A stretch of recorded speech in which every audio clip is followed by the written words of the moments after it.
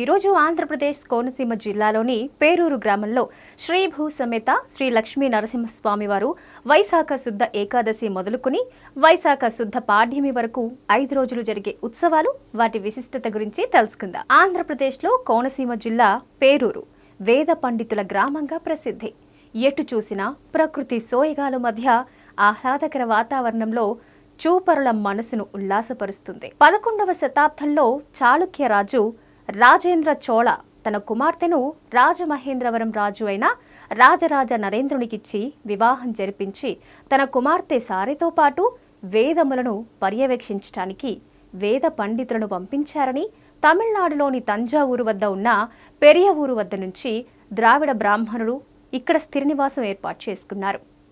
ఈ గ్రామం 5 అగ్రహారాలతో ఏర్పడి పెద్ద ఊరుగా పిలిచేవారని కాలక్రమేపీ పేరూరుగా మారిందని అంటారు. భూ సమేత శ్రీలక్ష్మీ నరసింహస్వామి వారికి ప్రతి సంవత్సరం వైశాఖ శుక్ల ఏకాదశి నాడు వార్షిక కళ్యాణ మహోత్సవం సందర్భంగా జరిగే రథోత్సవం ఎంతో విశేషమైనది. అందున భక్తుల ఆనందోత్సాహాలతో జయ జయధ్వానాల నడుమ స్వామివారి దివ్య రథం గ్రామదేవత అయిన శ్రీ శ్రీ శ్రీ రాధ్యలక్ష్మి అమ్మవారి ఆలయానికి చేరుకునే రథోత్సవ ఘట్టం చాలా ముఖ్యమైనది. ఇందుకోసం ఆంధ్ర రాష్ట్ర ప్రభుత్వ సహకారంతో విద్యుత్ శాఖ వారు, రోడ్ డెవలప్మెంట్ శాఖ వారు, పంచాయతీ శాఖ వారు మరియు అనేక మంది భక్తులు కొన్ని రోజుల పాటు శ్రమించి స్వామివారు రథం వెళ్లే దారులయందు ఎటువంటి అవాంతరాలు లేకుండా చూసుకుంటారు. వైశాఖ మాసమునందు ప్రసిద్ధి అయిన ఎండల్ని కూడా లెక్క చేయకుండా భక్తులు కుటుంబ సమేతంగా శ్రీ భూ సమేత శ్రీ లక్ష్మీ నరసింహస్వామి వారి రథోత్సవంలో విశేషంగా పాల్గొంటారు.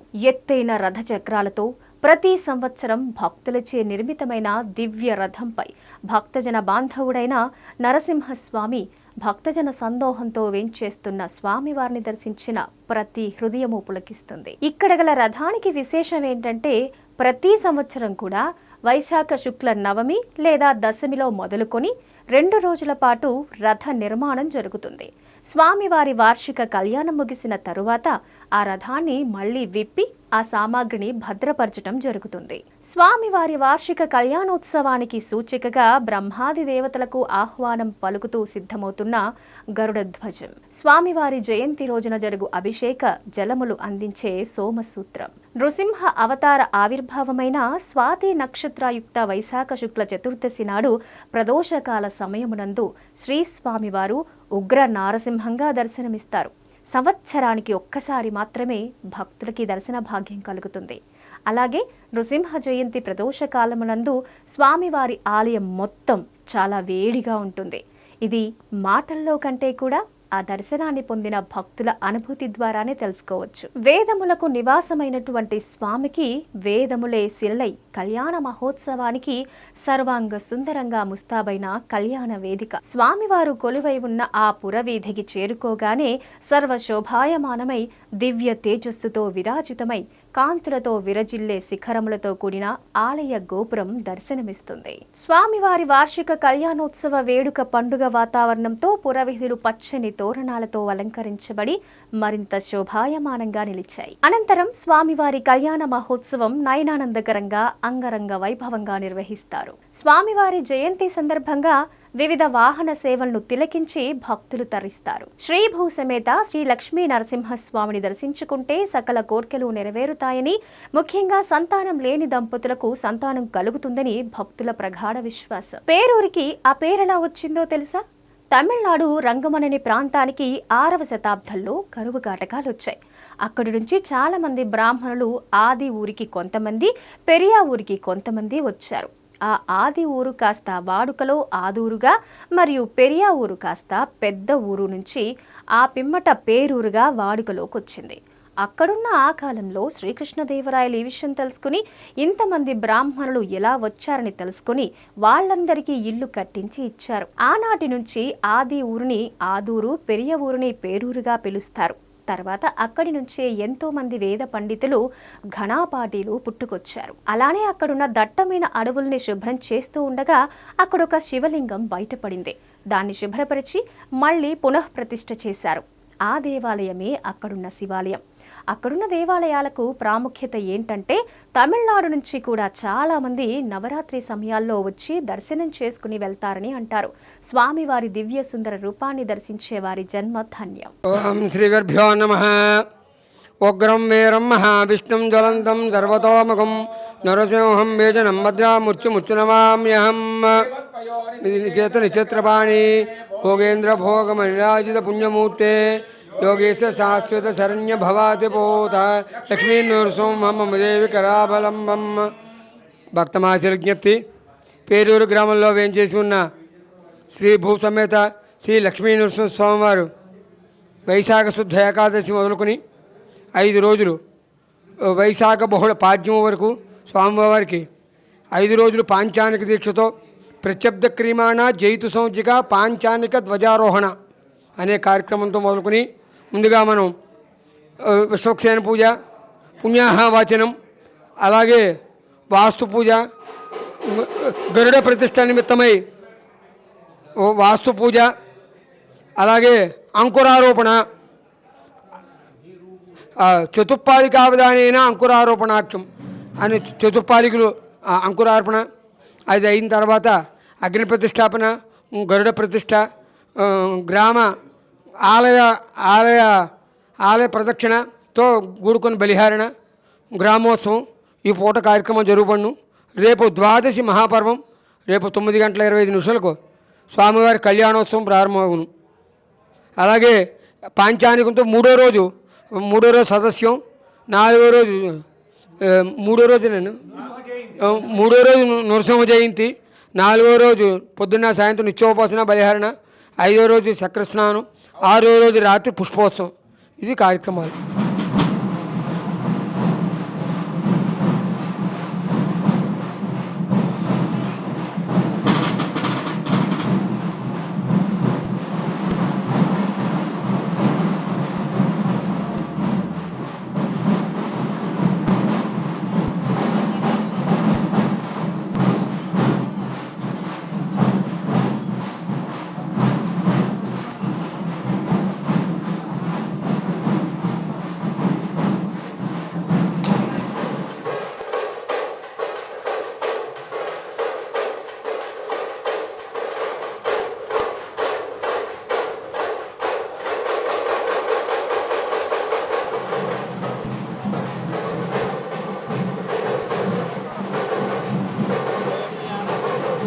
వాగర్ధావివ సంపృక్తో వాగర్ధ ప్రతిపత్తయే జగతః పితరౌ వందే పార్వతీ పరమేశ్వరౌ. శ్రీమత్పయోనిధి నికేతన చక్రపాణే భోగీంద్ర భోగమణిరాజిత పుణ్యమూర్తే యోగీశ శాశ్వత శరణ్య భవాబ్దిపోత లక్ష్మీ నృసింహ మమ దేహి కరావలంబం. శ్రీరస్తు, శుభమస్తు, అవిఘ్నమస్తు.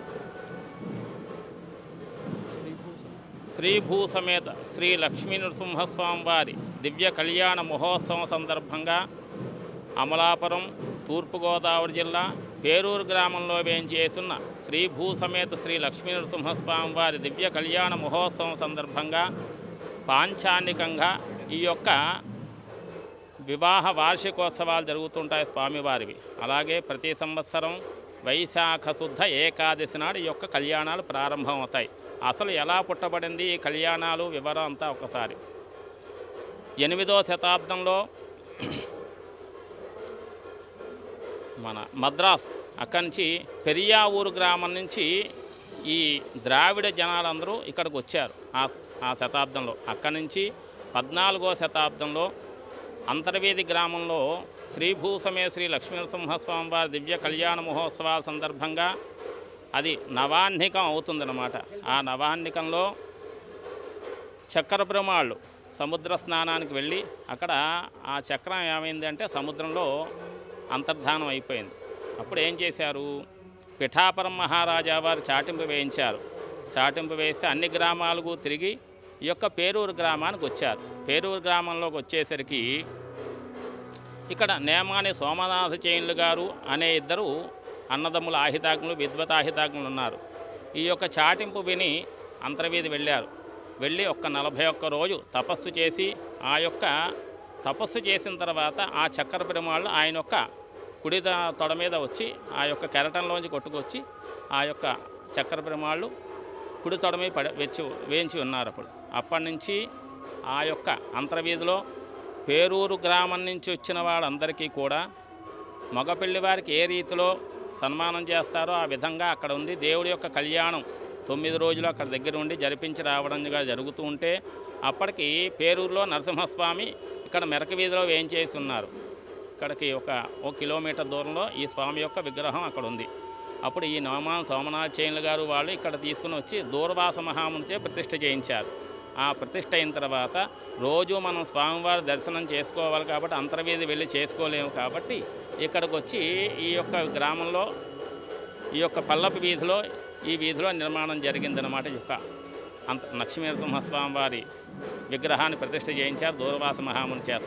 అక్కడి నుంచి కూడా అంటే 14వ శతాబ్దం నుంచి కూడా ఈ స్వామివారి యొక్క కళ్యాణాలు ఇలా వైభవంగా ప్రతి సంవత్సరం జరుగుతూ ఉన్నాయి. పాంచానిక దీక్షగా ఈ రోజున వైశాఖ శుద్ధ ఏకాదశి నాడు స్వామివారి దివ్య కళ్యాణ మహోత్సవం, అదైన తర్వాత రథోత్సవం అయిన తర్వాత తెల్లవాళ్ళు యొక్క గ్రామం అంతా ఊరేగి వచ్చిన తర్వాత పొద్దున్నే స్వామివారికి తిరు కళ్యాణం చేస్తారు. ఆ కళ్యాణం అయిన తర్వాత రాత్రి స్వామివారికి చిన్న గరుడ సేవ 2వ రోజుగా, 3వ రోజుగా పెద్ద గరుడ సేవ, అదైన తర్వాత 4వ రోజుగా స్వామివారి నృసింహ జయంతి. వైశాఖ శుద్ధ చతుర్దశి నాడు స్వామివారి ఉద్భవం జరిగింది కాబట్టి ఆ 4వ రోజు స్వామివారికి మధ్యాహ్నం 2 గంటల నుంచి మూల విరాట్కి అభిషేకం పంచామృతాలతోటి సుగంధ ద్రవ్యాలతోటి మూలమూర్తికి అభిషేకం చేసి అభిషేకం అయిన తర్వాత స్వామివారికి పానకము, శనగలు మొదలైనవన్నీ నివేదన చేసి నీరాజనము మంత్రపుష్పము సలిపి తీర్థప్రసాదాలు స్వీకరించిన తర్వాత స్వామివారికి మళ్ళా గ్రామోత్సవం జరుపుతారు. ఈ గ్రామోత్సవం అయిన తర్వాత అదే రోజు సదస్యం అనే కార్యక్రమం ఏర్పాటు చేస్తారు. అంటే గ్రామంలో ఉన్న వేద పండితులందరూ ఈ యొక్క సదస్యం అంటే దర్బారు సేవ 4 వేదాలని చెప్పి ఆ స్వామివారికి నివేదన చేయడం, అదంతా అయిన తర్వాత 5వ రోజున చక్రస్నానము, ధ్వజారోహణ అనే కార్యక్రమం జరిగిన తర్వాత ధ్వజ అవరోహణం ఈ 5వ రోజుగా ఇచ్చేస్తారు. ధ్వజ అవరోహణ అయిన తర్వాత అవభృత స్నానం చేసిన తర్వాత స్వామివారిని మళ్ళా రథోత్సవం మీద గ్రామోత్సవం చేసి 6వ రోజుగా పుష్పోత్సవం. ఆ పుష్పోత్సవం కూడా అంటే చిన్న రథం మీద స్వామివారిని ఊరేగించి మళ్ళా గ్రామోత్సవం అంతా అయిన తర్వాత స్వామివారికి మళ్ళా శయనోత్సవం చేస్తారు. ఆ కార్యక్రమంతో ఈ యొక్క కార్యక్రమాలన్నీ స్వామివారి కార్యక్రమాలన్నీ ముగుస్తాయి. అలాగే దేశాల నుంచి అన్ని యొక్క రాష్ట్రాల నుంచి తెలుగు రాష్ట్రాలు కాకుండా అలాగే కేరళ, కర్ణాటక, మద్రాసు ఈ గ్రామాల నుంచి వచ్చి అందరూ ఈ యొక్క స్వామివారి సేవల్ని తిలకించి పునీతులవుతున్నారు. అలాగే మన యొక్క 50 మంది కూడా ఈ గ్రామస్తులు పురజనులు కూడా ఈ యొక్క స్వామివారి కళ్యాణోత్సవాన్ని వీక్షించి స్వామివారి తీర్థప్రసాదాలు స్వీకరించి స్వామివారి యొక్క కృపలకు పాత్రవలసిందిగా కోరుతున్నాం. శ్రీమన్ృసింహ విభవే గరుడధ్వజాయ తాపత్రయోపశమనాయ భవౌషధాయ తృష్ణాదివృశ్చిక జలాగ్నిభుజంగరోగ క్లేశవ్యయాయ హరయే గురవే నమస్తే. లక్ష్మీ నృసింహ పరబ్రహ్మణే నమో నమః. ఇది ఒక చక్కనైనటువంటి వేదశాస్త్ర పండితులతో శోభిల్లుతున్నటువంటి గ్రామం పేరూరు గ్రామం. అనాది సిద్ధంగా ఈ ఊళ్ళో ప్రధానంగా 3 కళ్యాణములు. ఫాల్గుణ శుద్ధ ఏకాదశికి సోమేశ్వర స్వామి వారి ఆలయం ఉంది ఊళ్ళో, దాని కళ్యాణము. చైత్ర శుద్ధ ఏకాదశికి మదన గోపాల స్వామి వారి ఆలయం, ఆ స్వామివారి కళ్యాణం. వైశాఖ శుద్ధ ఏకాదశికి ఈ లక్ష్మీ నృసింహస్వామి వారి కళ్యాణ మహోత్సవము. అనాది సిద్ధంగా జరుగుతున్న కళ్యాణం ఎంతో వైభవపేతముగా. ఇటువంటి కార్యక్రమంలో ప్రధానంగా చెప్పుకోవాల్సింది ఏమిటంటే ఎంతోమంది భక్తులు, ముఖ్యంగా ఈ టెంపుల్ డెవలపర్స్ ఉన్నారు, ఆయా కుటుంబాల వాళ్ళు కూడా దేశ విదేశాల నుంచి ఇక్కడికి రావడము, ఈ కళ్యాణ మహోత్సవాన్ని తిలకించడం, విష్ణు రథయాత్ర చూడాలి, శివ కళ్యాణం చూడాలి అని. అటువంటి నృసింహ రథయాత్ర జరుగుతున్నప్పుడు ఆ అద్భుతమైనటువంటి ఆ రథంలో రథ చక్రము యొక్క ఒక చక్రము యొక్క ప్రమాణమే 6 అడుగుల పొడుగు ఉంటుందండి. ఆ రథం కింద నుంచి పైకంట ఎప్పటికప్పుడు కట్టుకు వెళ్ళడం తాటిబద్దలతోటి, మళ్ళీ దాని కళ్యాణం అయ్యాక పూర్తిగా దాన్ని విడదీసేసి ఎక్కడెక్కడ పదార్థాలు వస్తువులు జాగ్రత్త పెట్టుకోవడం అటువంటి విషయంగా ఆ రథ నిర్మాణంతో ఆ రథము ఇంచుమించు దాని యొక్క కింద నుంచి భూమి భాగం లగాయతూ పైకి దాని పొడవే ఇంచుమించు 28 అడుగుల నుంచి 32 అడుగుల వరకు వస్తుంది రథం. అటువంటి పెద్ద రథాన్ని ఊరేగిస్తూ మరి అశేషమైనటువంటి జనసందోహం అంతా కూడా ఈ రోజున వైశాఖ శుద్ధ ఏకాదశి ఇక్కడికి వచ్చి స్వామివారి కళ్యాణం అటువంటి విషయంలో బ్యాండు మేళాలు, బాజా భజంత్రులు, సన్నాయి మేళాలు, డప్పుల మేళాలు ఎంతో శోభాయమానంగా అన్ని నిర్వహిస్తూ దీనికి ముఖ్యంగా ఇది ప్రభుత్వాలయం కాబట్టి ప్రభుత్వం వారు ఈఓ గారు అటువంటి డీసీ గారు ఇలాంటి పెద్దల యొక్క పరిపూర్ణ సహకారంతో ప్రభుత్వ లాంఛనాలతో ప్రభుత్వం వారి యొక్క పరిపూర్ణమైనటువంటి సహాయంతో ఈ కార్యక్రమాలు జరుగుతున్నాయి. కాబట్టి అందరికీ కూడా లక్ష్మీ నృసింహస్వామి వారి పరిపూర్ణమైనటువంటి కటాక్షం వర్షించాలి అని కోరి ప్రార్థిస్తూ జై లక్ష్మీ నృసింహస్వామికి జై. ఓం ఇదం విష్ణుర్విచక్రమే త్రేధాన్యదతే పదం సమూఢవశ్యవాగం శురే త్రీని పదా విచక్రమే విష్ణుర్గోపాదాభ్యః అతో ధర్మాన్ని ధారయన్ను విష్ణోః కర్మాణి పశ్యతి యతో వ్రతాన్ని పస్పసే ఇంద్రశ్చయుజ్య సఖా. పంచనరసింహాల్లో ఈ లక్ష్మీ నరసింహస్వామి వారి యొక్క ఒక గొప్పది తేజస్సు, గొప్పదైనటువంటి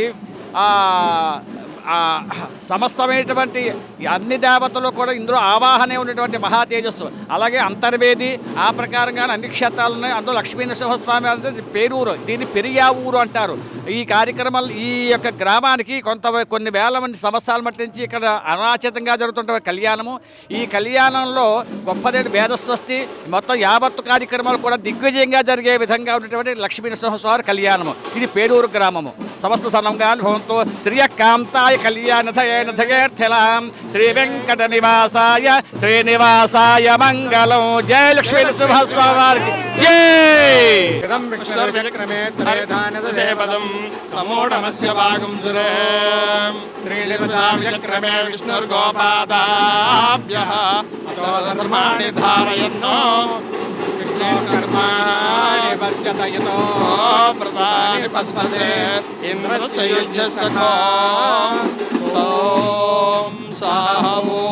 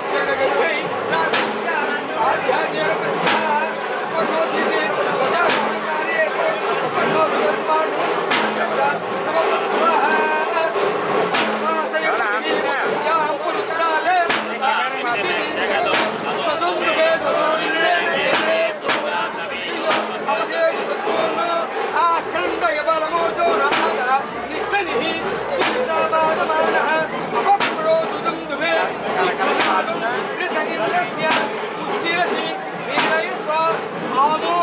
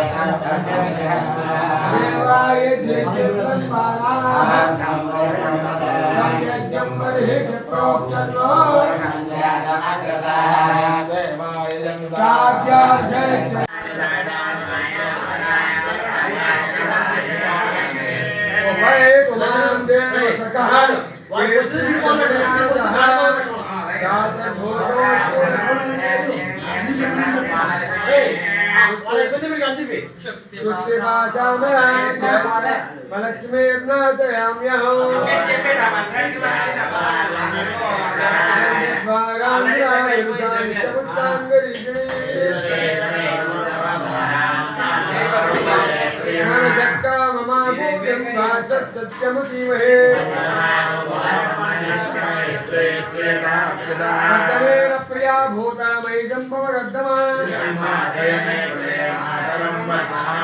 आपसृजन्तु स्निग्धानि चित्रीदौतमे गृहे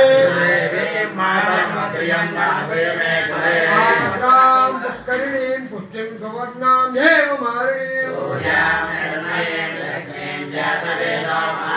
आत्रां जखरिणीं विष्टिं पिङ्गलां भक्तमारिणीं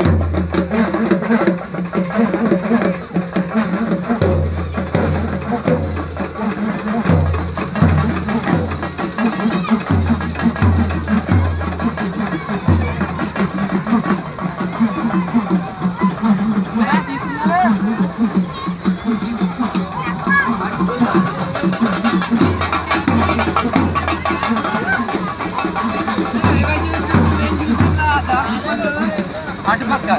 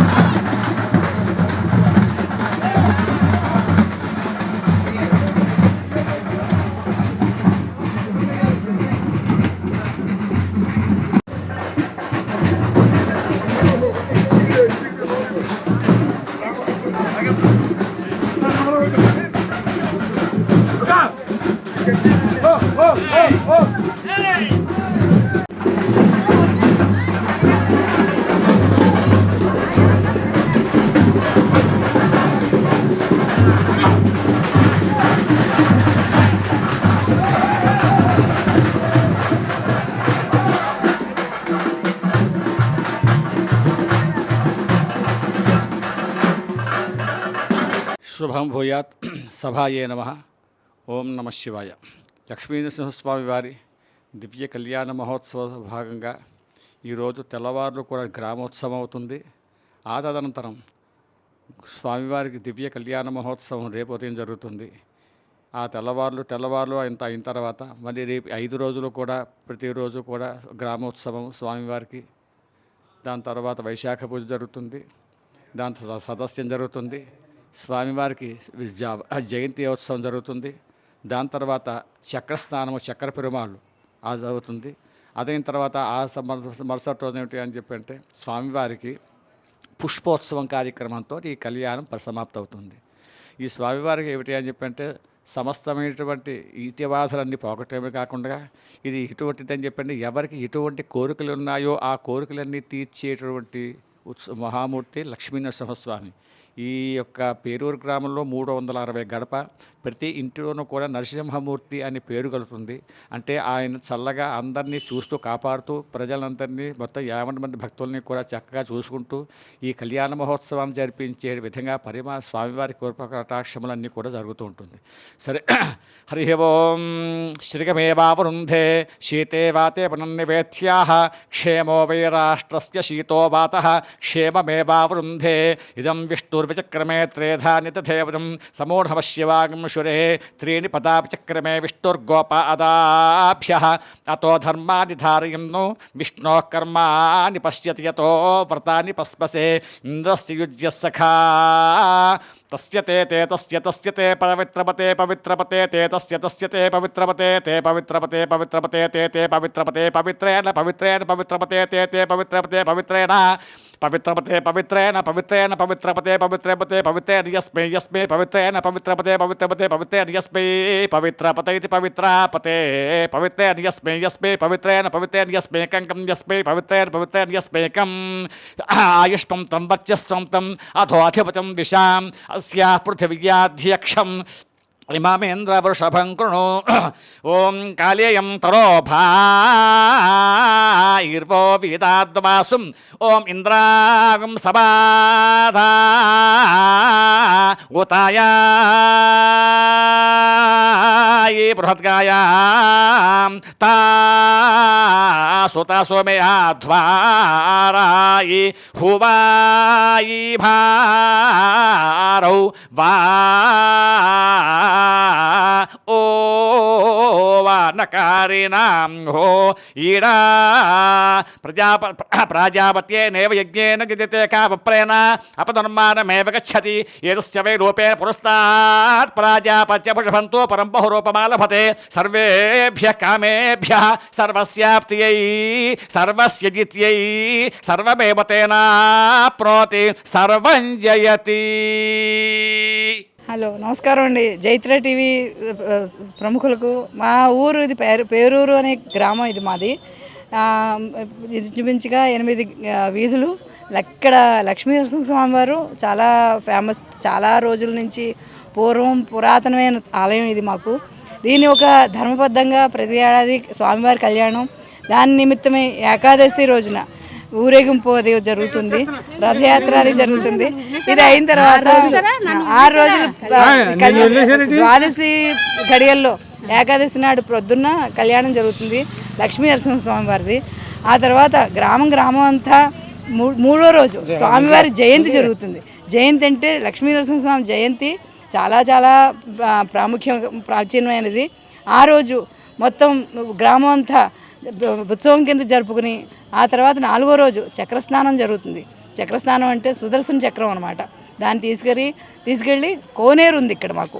ఆ కోనేరులో ఆ స్వామిది చక్రం నెత్తిమే పెట్టుకుని అందరూ స్నానాలు చేసి పుణ్యస్నానాలు ఆల్మోస్ట్ అందరూ మొత్తం ఊరంతా చాలా బాగా ఇది ఇంచుమించుగా 5 రోజులు పండుగ కింద జరుపుకుని ఎక్కడెక్కడ దేశాల నుంచి గ్రామంలో ఉన్న పిల్లలు పెద్దలు ప్రముఖులు మొత్తం అందరూ వచ్చి ఈ కార్యక్రమంలో యథాశక్తి చాలా బాగా పాల్గొని వెళ్తారు. శ్రీ లక్ష్మీనరసింహ స్వామి నమః. శ్రీమత్పయోనిధి నికేతన చక్రపాణే భోగేంద్ర భోగమణిరంజిత పుణ్యమూర్తే యోగీశ శాశ్వత శరణ్య భవాబ్దిపోత శ్రీలక్ష్మీ నృసింహ మమ దేహి కరావలంబం.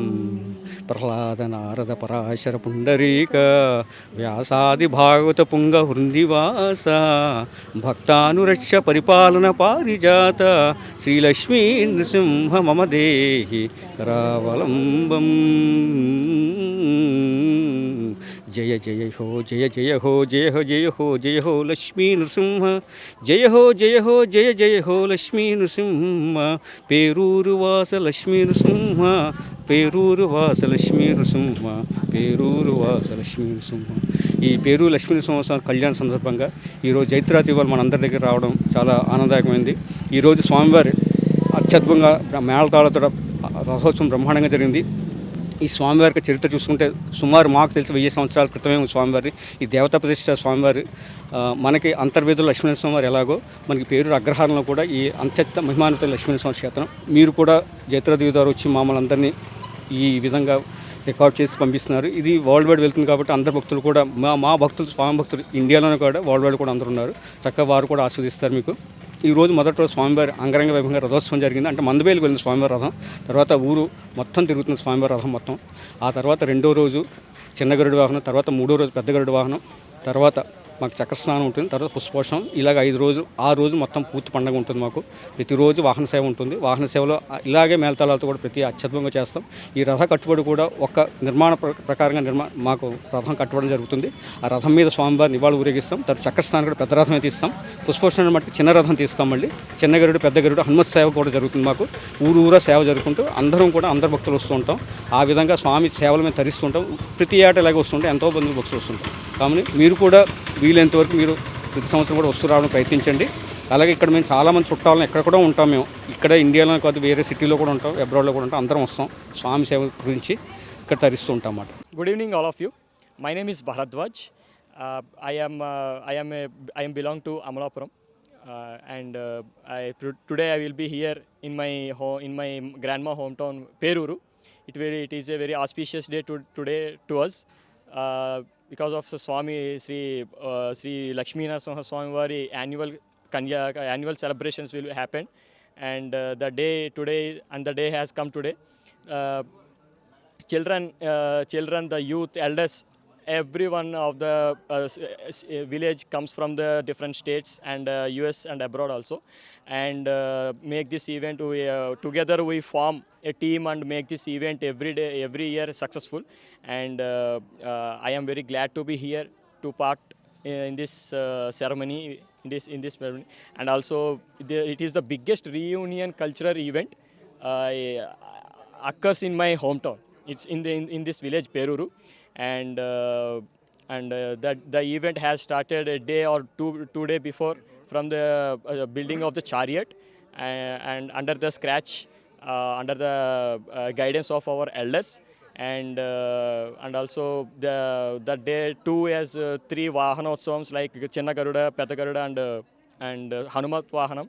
And on the day 3 itself, the Lord Narasimha Swami Jayanti. It is an auspicious day. The day itself, Swami originated from the Dvajastambam, and that's why we celebrated as a Narasimha Jayanti. So it's a very, very biggest event to us and very auspicious event, and together we come and make this event celebrate, and biggest festival to us. And also and also there are 3 temples in this village, Peruru village, like Someswara Swami temple, like Lord Shiva temple, and also Gopal Swami temple, Sri Krishna temple. There are these three temples were since 700 years ago. I think these temples have been running successfully, make this all events successfully every year. Together we form a team in our village and may celebrate this year every year. And also I am very happy to be here today. Thank you so much.